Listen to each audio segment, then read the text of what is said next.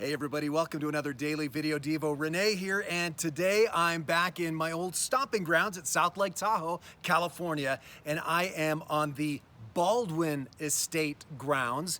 This was all land once owned by a legendary figure in California history, a man named Lucky Baldwin. And in fact, I'm standing in front of a house that he had built for one of his daughters. It's a beautiful old home that's now a museum. Now you might ask, well, why was he called Lucky Baldwin? Well, I'll tell you why. Lucky Baldwin came out as a young man to California from Indiana in 1853. He had heard about the gold rush, but of course 1853, that's already 4 years after gold was discovered. Gold mining was well underway, and he soon realized that he really wasn't going to make a fortune mining gold. So Lucky Baldwin settled in San Francisco. He opened a small grocery store, a small hotel, small stables. But then somebody who owed him several $100s at the stable gave him 2,000 shares of stock in the Comstock lode. That's the silver mining operation near Virginia City in Nevada. And so, because the man was bankrupt, Lucky Baldwin accepted these 2,000 shares of stock in the Comstock lode. At the time, they were only worth pennies a share. All 2,000 shares were worth less than $100. But he figured, well, this guy doesn't have any money to pay me anyway, so I'll accept these 2,000 shares of practically worthless stock.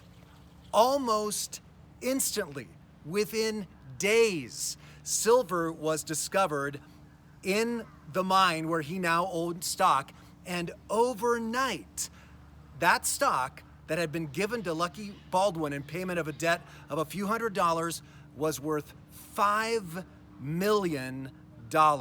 That's why he's named Lucky Baldwin. Overnight, he becomes this multimillionaire because of what was thought to be worthless stock. Now, what does this have to do with you and me and this daily Videodevo? Well, when I read the story of Lucky Baldwin, it reminded me of this passage of the Bible from 1 Peter chapter 1. Now, at the time when Peter is writing this epistle, the Christians are just being hammered under persecution, probably by the Emperor Nero. Christians are finding their inheritance taken away from them, their businesses taken away from them, and they're thinking, wow, what has believing in Christ got us? We're all becoming poor.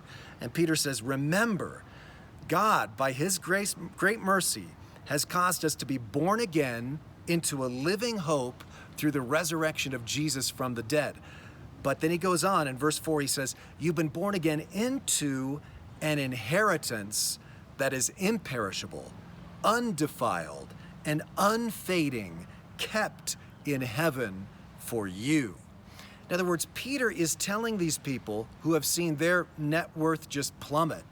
He's saying, no, what seems like worthless stock now, God is keeping in heaven for you, and your inheritance is imperishable, undefiled, unfading. Doesn't that encourage you in a way that's more true than maybe you've ever realized? You are rich. You are wealthy because of the wealth and inheritance that you have kept in heaven for you by the Lord through your faith in Jesus Christ. Let that encourage you today. God bless you.